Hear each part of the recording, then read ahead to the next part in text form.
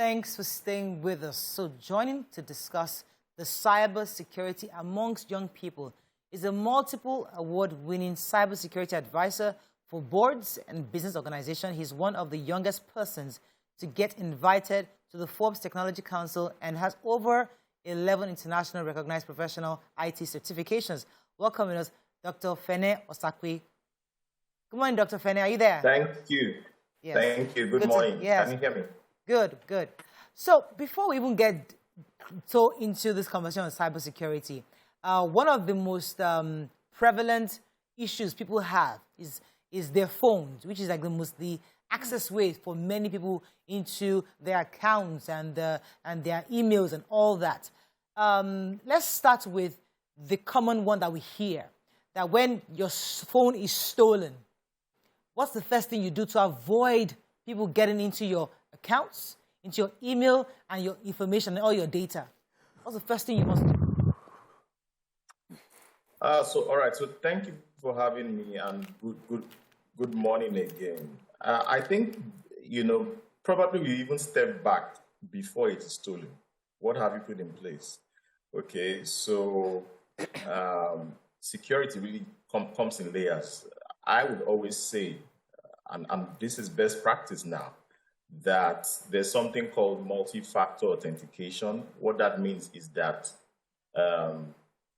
you create a layer above your regular password. Okay, so for example, to log into your internet banking, you put in your password, but then there's a token that comes. Okay, that's now multi-factor. So that's another layer. So even if someone gets access to your password, they need your token. Okay, so that's an extra layer. So most times, for your WhatsApp, for example, you will see a couple of times WhatsApp is bringing these options for you to be able to create, a multi-factor. Your emails, I don't want to call the names, but any of the big email brands, okay, they ask you to set up some of these things, but some of us are not too concerned. But those are actually the things that help protect the information eventually if it gets to the wrong hands. Okay, sir. So there's also another trend of people hacking into your social media accounts. I've seen a lot of people who've lost their accounts, and some are not able to get it back. What are some of the things that we can begin to do when people ask for certain information? For instance, you go on this website and then they're asking for this and that, and before you realize it, they've used it to hack one of your social media accounts. How can we be more careful? What are some of the strategies we can put in place to avoid this?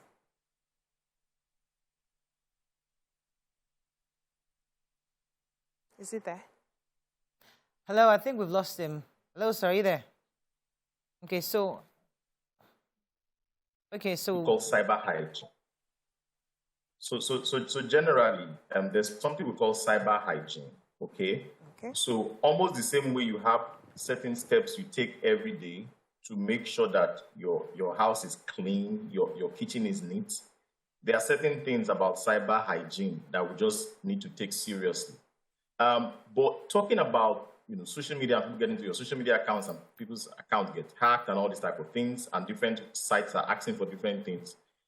In the world today, okay, the biggest, and this is with empirical data now, the number one trend in terms of how people get or steal your credentials, okay, is called phishing. And phishing in very basic terms is really someone trying to fake like they are a trusted party and then try to get your personal information from you. Most of the times it happens through emails. Okay, so you see something like click on this link in order to change your password. Sometimes this is coming from a website you have nothing to do with. Sometimes this is coming from a bank that you actually do not even bank with. Sometimes it carries the name of your bank, but if you look closer at the email, you would see that what we call the domain name has probably changed. So sometimes we see things like, instead of .com, for example, bankabc.com, you see things like bankabc.com.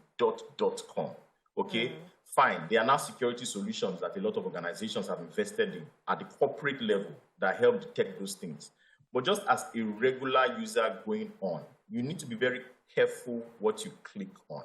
because there's another threat called clickjacking. And what clickjacking is it's a transparent frame that is put on a website deliberate to steal your credentials when you click on it. So you think that you're liking a picture, but there's a transparent object that is there that you can't see. That once you click on it, it steals your credential. And most times, this is how, online, our people, we lose our credentials without knowing, or things like that. So organizations and individuals now need to do some sort of investment to make sure that your systems have some tools and some intelligence to be able to prevent and detect some of those things. What difference does this square-looking code thing that you just, once you take a picture of it with your phone, what's it called again? To scan. To scan, yes. To scan that code thing, what difference does it bring into this whole entire frame? Was that QR code? Your QR code, yes. And so it doesn't bring it doesn't necessarily bring any difference. So, for example, if I send you a QR code that probably is to lead you to what we call a malicious site, right? Which is a site where the objective is really to steal your credentials or something.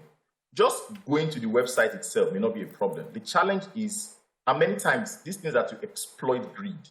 The challenge is when you scan the code and get there, and you're seeing something like impute your card details to be able to access XYZ, then, at that point, they are going to steal your credentials. I got an email 2 days ago from someone saying that their mother just died in the US, and she left an inheritance of over $100 million. Why are you telling me? And that she left it for him.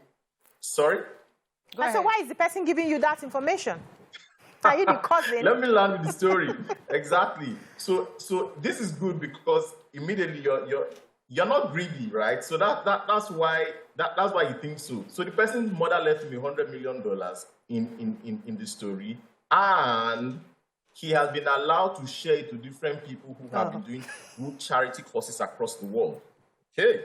Then the story goes further. So it was a very long email. Then the story goes further to say, I need to just send my account details to this particular email address through this link. Now, if I was actually a greedy person, you would try to exploit a little, right? To see where that leads to. But I already know that this is just the modus operandi of these people. The first thing they try to exploit is your greed. So, yes.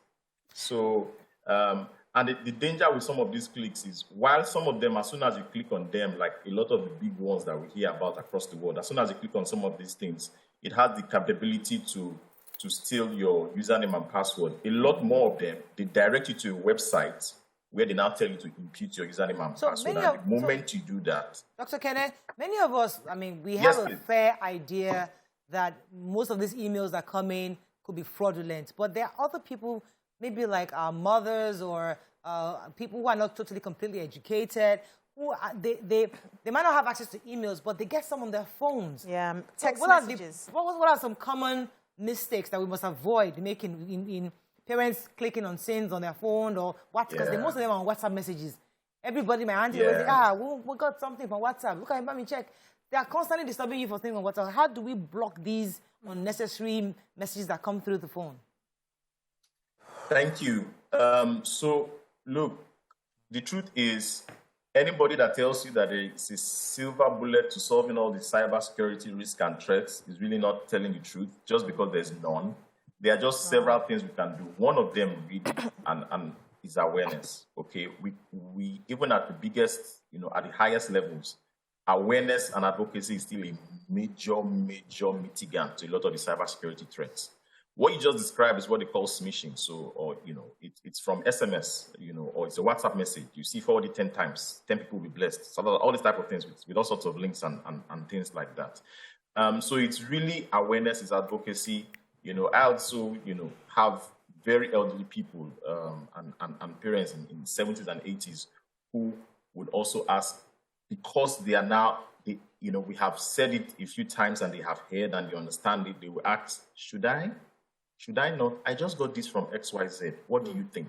Okay, it's really awareness and advocacy. You know, you really can't do more than that. If we go install some of the very technical tools on their systems, you know, it also now gives them a challenge just, you know, performing their day-to-day work. So it's really awareness. Let me go on a quick break. When we come back, we continue this conversation. Stay with us. We'll be right back. Thanks for staying with us. We're still discussing with our expert in cybersecurity. Nima had a question. Yes, I wanted to ask, I had to resolve something for an elderly person. I don't know how his SIM was done, but once he turns on his phone, an SMS goes to a foreign number every day for which he was debited. And he was asking me to resolve it. I swear to God, I didn't know what to do. I kept calling customer care, and they did not know what to do. Whenever he turns on his phone, that a call dials out to a foreign number and is debited from his credit. Then there was this flash call that would come from a foreign number from an unknown country into his phone, just like that. And if he tries to pick it or try to call back, he will get a tone message, something like that, like an automated message. How, risky is this? What is the implication of it? Thank you. So some of these things, just because one doesn't have the entire picture. So, I mean, one of the things that I do when one of the things we do is digital forensic. There's just a ton of information you need to get to be able to give proper advice on when it comes to very specific issues. But what I would say generally, especially around the phone call thing, okay, the fact that a number appears to come from another country does not mean the person is not in the door or in the house just next to you. Are you for it? Okay, there are tools that can be used to fake country numbers. Wow. I think some of them are actually even free online. Okay, so it doesn't mean that it's international. It doesn't mean it doesn't follow any of that. And also with regards to the other SIM thing, there are SIM swap frauds that happen a couple of times that SIMs are swapped and all those type of things. So look, it has actually even happened to me. Sometimes we sound infallible. One of the reasons, there are several reasons. One of the reasons why I went into this field, a couple of years back, I was in Lagos. I was, preparing for a Sunday service, very in the spirit and all those things. And then I was in somewhere in Lagos called Airport Road, Ajao Estate. And then I got a debit alert from Surulere, from an ATM machine. And so all my Sunday morning spirits just started coming down. Because initially, the first thought is, did I do a transaction there and I just got, and this was like 10 years ago, then there were limits of 20K. I don't know how many of us can remember that time, okay, with ATMs. Then I got the second one, 20K again. Hey. At that point, I dropped my Bible, I dropped everything, said, no, there's a problem. This was the time where you could only withdraw 3 times in a day. There were these 3, and you could withdraw. Yes. So when I was like, oh my goodness, what is going on? What do I do? I got the third one, the final one for today. And I mean, I was just a fresh graduate from school and all these things. I mean, that was probably all I had at that period. The bank now does not really exist. It was taken over by one of the other banks. But by the time we did all the fighting and everything, they were showing you all these tiny, tiny things in these forms that you signed that we didn't really read, and there was not too much responsibility on them. And the camera, the ATM wasn't working, and all these things. So I mean, these are some of the challenges. All right, Dr. Thankfully, I think. This is your Forbes Technology Council thing. What are some of the trends? I know you're part of that council. Tell us a bit about that, and what are some of the trends that has been discussed in that council? Yeah, so Forbes Technology Council really is it's an invitation-only council for global technology professionals, across the world. So pretty much they will vet and be sure that you are a thought leader globally before you are invited and then accepted. And thankfully that happened for me this year. What are some of the cybersecurity trends that that I see generally? So we spoke about phishing already, and just because empirical data supports that. Another trend that we see, which you would have heard a lot about, is is malware, which is really just malicious software. So it's software that is written with malicious intentions. One of them, for example, is what is generally called ransomware, which is a malicious software that encrypts your system and demands for ransom, and then they release a key to you that then decrypts the system, okay, and decrypts your data. Now, people have made a lot of money, especially in the Western world and across, with that sort of thing. So that's a trend we see that will continue, because a lot of the widely reported cybersecurity breaches now, especially in the US and places like that, they were ransomware attacks. Okay. Another one that we see happening a lot now is what is called credential stuffing. So your credentials, which is what your username and password, what you use to log in generally, credential stuffing is saying that multiple websites that we all visit, for some reason, we seem to have the same password on a lot of those websites. So when you hear that an airline has been hacked, okay, and data has been stolen, what credential stuffing attack does is that data is sold on somewhere called the dark web, okay? That's a different conversation for another day. And so people take that data and take your username now on maybe a retail website and go and try that password that has been sold from that airline on that website. And so it's called stuffing, and you keep stuffing and trying it. And what the statistics say now is that on retail websites globally, okay, 90% of the attempted logins on retail websites globally are as a result of credential stuffing. Wow. So we see that trend most likely really just continue. And of course, the last one, which is pretty obvious.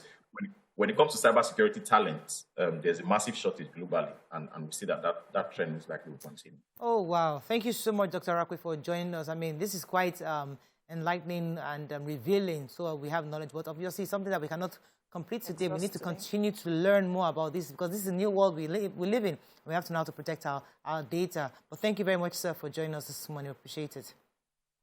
Thank you very much, and thank you for having me. Let's go on a quick break. When we come back, we'll discuss suicide. Stay with us. We'll be right back.